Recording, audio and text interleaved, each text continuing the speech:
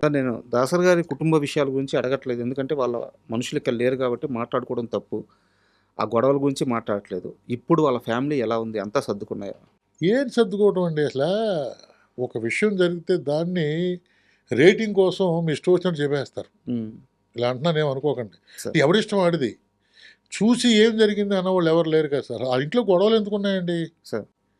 అప్పుడేదో మీడియా ముందుకొచ్చి ఈ వాళ్ళు మాట్లాడారు. ఈ సార్ మీడియా ముందుకు రావటానికి ఆ రోజు నైట్ ఏవండీ రకరకాలు జరుగుతా ఉంటాయి. ఆయన ఆయన ఆయన మీదకి ఎందుకెళ్ళాలి?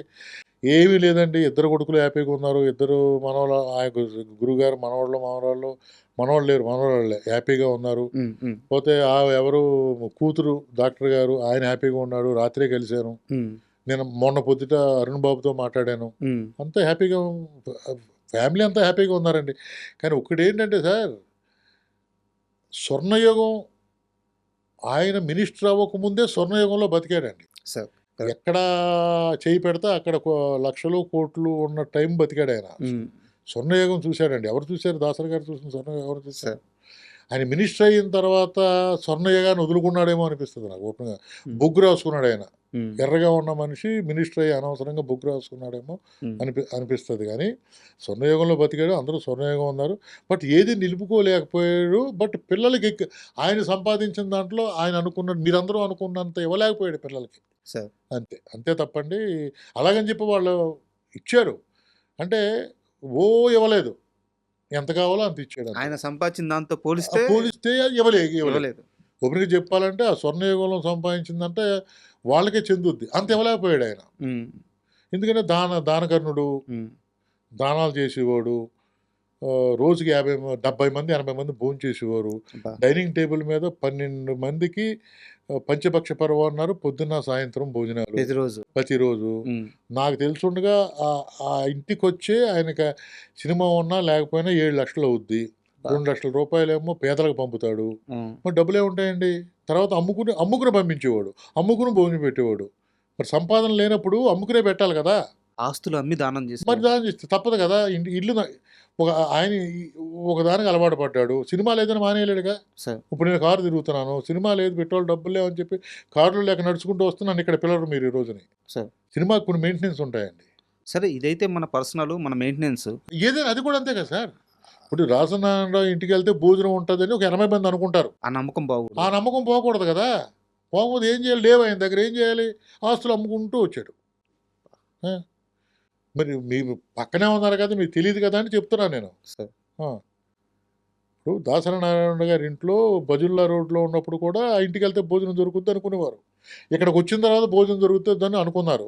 మినిస్టర్‌గా ఉన్నప్పుడు పెట్టాడు. మినిస్టర్ అయిన తర్వాత ఆయన దగ్గర డబ్బులున్నాయి అది ఇది అనుకున్నారు. లేదు. హ్మ్.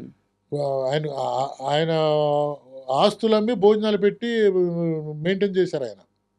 ఆ! మీరు చెప్తుంటే నాకు కళ్ళల్లో ఆ! నీళ్ళు అది సార్ తిరుగుతున్నాయి. అది కొంతమందికే తెలుసు సార్ అది. అంత గొప్ప మనిషి మీద సారు ఆ! రాజకీయాల్లో గూడా మళ్ళీ ఆ! ఆరోపణలు. ఈ ఆరో ఆహ్, ఎవరున్నారండి ఇప్పుడు ఆ! సినిమా ఇండస్ట్రీకి ఎవరున్నారు? సినిమా ఇండస్ట్రీ దాసరి ఉన్నప్పుడు, లేనప్పుడు అనే నిర్ధారణ చేసుకుంటే ఉన్నప్పుడు ఏం జరిగింది? లేనప్పుడు ఏం జరుగుతుంది? ఆ దిక్కు లేదు గదా! మరే ఎవడికి దిక్కు లేదయ్యా. దిక్కంటే సార్ ఒక పెద్ద లేడు సినిమా ఆ పెద్ద ఇండస్ట్రీకి పెద్ద దిక్కే. లేదు. పెద్ద హ్మ్. లేదు. ఏదైనా ఉంటే చిన్న గొప్ప ఒక చిరంజీవి గారు చూస్తున్నారు తప్పండి. ఆ పెద్ద దిక్కు పోయింది కదా! చిన్న లైట్ బాయ్ దగ్గర నుంచి చచ్చిపోయే అందరికి. రోజు వరకు ఆ! 26వ తారీఖు ఆయనకి ఆపరేషన్ అయ్యి హాస్పిటల్‌కెళ్ళే వరకు రోజుకి 70, 80 మంది భోంచేసేవారు. హ్మ్. నెలకి రూ. 7,00,000 కార్లకి, జీతాలకి, గీతాలకి అయ్యేయి. రూ. 2,00,000 పేదోళ్ళకి పంచిపెట్టేవాడు. ఇది మాత్రం కంపల్సరీగా జరుగుతా ఉండేది. ఎప్పుడూ మానలేదు. సార్. సినిమా ఉన్నప్పుడు మానలేదు, లేనప్పుడు మానలేదు. ఉన్నంత కాలం సినిమా మీద వచ్చిన కష్టపడ్డ దాంతో పెట్టాడు. సినిమా లేనప్పుడు అమ్మి పెట్టాడు. అది మాత్రం కన్ఫర్మ్. ఆయన సంపాదించిన స్వర్ణయుగంలో సంపాదించింది చూసుకుంటే కొడుకులకి, కూతురికి అంత ఇవ్వలేదు. కొంతే ఇచ్చాడాయన. హ్మ్. ఇవ్వగలిగాడు. ఇది నాకు తెలుసున్నాయి. ఎందుకంటే నేను ఆయన గురించి ఏం చెప్తాను చెప్పండి. అంటే మీలాంటి పెద్దలతో కూర్చున్నప్పుడు మాకు తెలుస్తుంటాయి సార్ ఇయి. అదే సార్. లేకుంటే మాకు చెప్పేవాళ్ళెవరు ఇవన్నీ? రకరకాలుగా చెప్తారు సార్. ఇప్పుడు మనిషిని మంచి చేసేవాడిని మంచే చెప్పుకోవాలి గానీ, ఏదన్నా చెడ్డున్నా మంచి చేసేవాడిని ఆ చెడ్డకు ముయ్యాలి.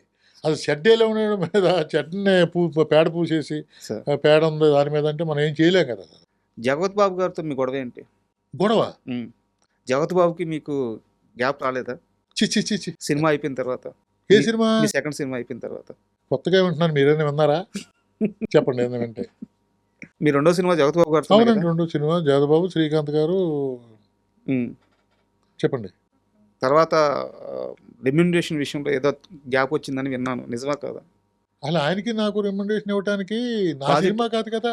మీరు నిర్మాత కాదు, ఆ, బట్ మీరు డైరెక్టర్, సినిమాకి ఇష్యూస్ అయినాయి అని చెప్పి విన్నాను. చీ చీ చీ. లేదా? ఇప్పటికీ ఆ రోజు ఎంత ప్రేమగా ఉన్నారో ఆయన ఇదే ప్రేమగా మాట్లాడతారు. ఏ రోజు ఏం చేస్తున్నావు, ఉమ్, ఎక్కడ ఉన్నావు, పిల్లలు ఏం చేస్తున్నారు, ఉండేది ఎక్కడ, ఇలాగే మాడతారు ఆయన. సార్ ఎప్పుడు ఫస్ట్ టైం వింటున్నాను గ్యాప్ అనేది, ఫస్ట్ టైం వింటున్నాను. ఇంతవరకు మా ఇద్దరికి ఈ ఇండస్ట్రీలో ఎవరితో గ్యాప్ లేదు సార్, నాకు నమ్ముతారా?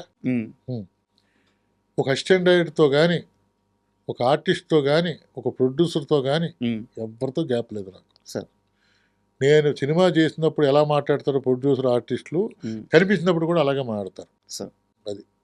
అండ్ మామూలుగా సినిమాలో ఒక పెద్ద స్టార్ను పెట్టుకొని ఇండస్ట్రీని షేక్ చేయడం వేరు, అవునండి. లేదా ఒక మంచి కథ పెట్టుకొని స్టార్ అంటే పెద్ద పెద్ద ఆర్టిస్టులను పెట్టుకొని ఇండస్ట్రీని షేక్ చేయడం వేరు. ఒకే ఒక్క పాటతో మొత్తం తెలుగు ఇండస్ట్రీని కాకుండా సౌత్ ఇండస్ట్రీని మొత్తం షేక్ చేసేశారు బాబా బామర్ది సినిమాలో సిల్క్ స్మిత సాంగ్. అవునండి. సో ఆ సాంగ్ మేకింగ్ అప్పుడు మీరు ఆ సినిమాకి వర్క్ చేశారు.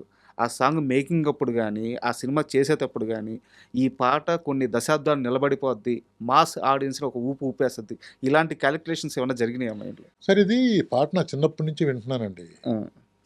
ఏంటంటే ఈ సాంగ్ చెయ్యాలి, సాంగ్ వినిపించాను.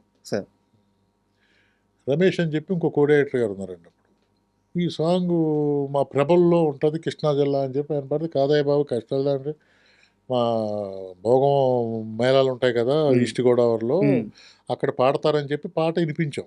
ఓకే, యాజ్ ఇట్ ఈస్గా ఉంటుంది సార్ అక్కడ ఆ పాట ఇలాగే ఉంటుందా? యాస్టీస్గా ఉండదు, ఉంటాయి బూత్ ఉంటుంది. ఓకే, దాంట్లో బూత్ ఉంటుంది, పచ్చి బూత్ ఉంటుంది. భోగం మేళాలో పాడే. భోగం మేళ పచ్చి బూత్ ఉంటుంది.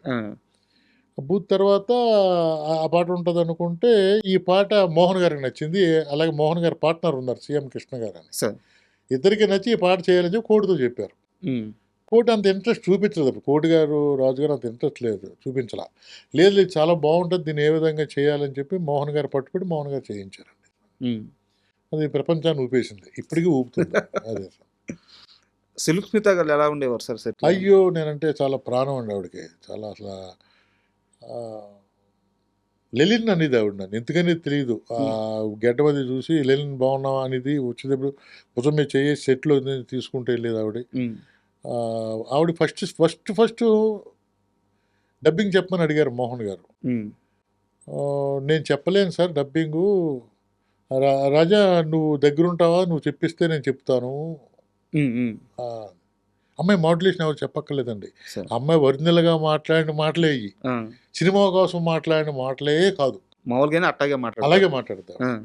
లేదమ్మా నువ్వు మాట్లాడితే చాలా బాగుంటుంది, నిజంగానా రాజా, నాకు చాలా ఇష్టంగా ఉంటుందండి ఆవిడ. అంతే, ఒక ఓపెన్గా చెప్పాలంటే ఒక బ్రదర్ ఎఫెక్షన్ కంటే ఎక్కువగా ఉండేది.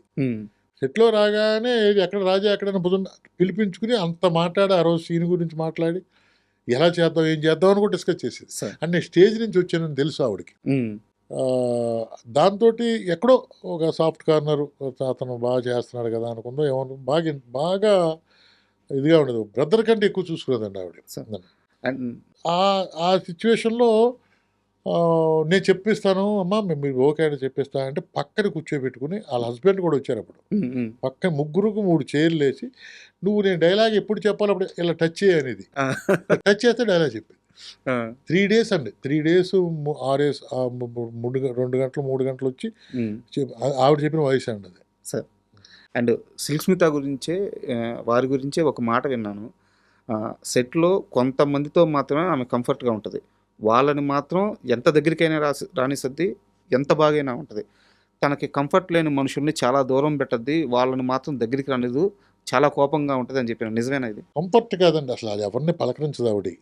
వచ్చిందా తన డైలాగ్ తను చేసుకుందా, దూరంగా కుర్చీలో కూర్చుంటుంది, ఏదో బుక్ చదువుకుంటూ ఉంటుంది. ఇప్పుడు పండి సెల్ వచ్చినాయి, సార్. బుక్ చదువుకుంటూ ఉంటుంది, లేదా అసిస్టెంట్తో మాట్లాడుతూ ఉంటుంది తప్ప ఎవరిని ఎంటర్టైన్ చేయటం కానీ, ఎవరి దగ్గరికి వెళ్ళి మాట్లాడటం కానీ, ఎవరిని తను పిలిపించుకోవటం కానీ ఎప్పుడు ఎప్పుడు ఎప్పుడు లేదు. సార్. ఓపెన్గా చెప్పండి, బాబా టైంలో నాతో ఎక్కువ మాట్లాడేది ఆవిడ. కోడేటర్ని, సార్. తనకు నచ్చిన మనిషిని, కాబట్టి ఎక్కువ నాతోటే ఉండేది ఆవిడ. బట్ అది ఆమెకి సినీ కెరీర్లో చాలా పెద్ద మైనస్ అయింది. మైనస్ ఏం కాదు సార్. మైనస్ అంటే సార్ ఇప్పుడు ఏమోనండి, మరి అది మైనస్ అయింది, మైనస్గా అంటే తీసుకున్నారేమో సిల్క్ తెలియదు. స్మితకి కొంచెం ఆర్గంట్ ఎక్కువ. యారగంట కాదు సార్. ఇప్పుడు సెట్లో గంతులేస్తే మంచోడు, సెట్లో గంతులు పక్కెళ్ళి కూర్చుంటే యారగంట అనుకుంటాం. మనం ఏం చెప్తే యారగంటే కాదు ఆవిడ, యారగంట కాదు.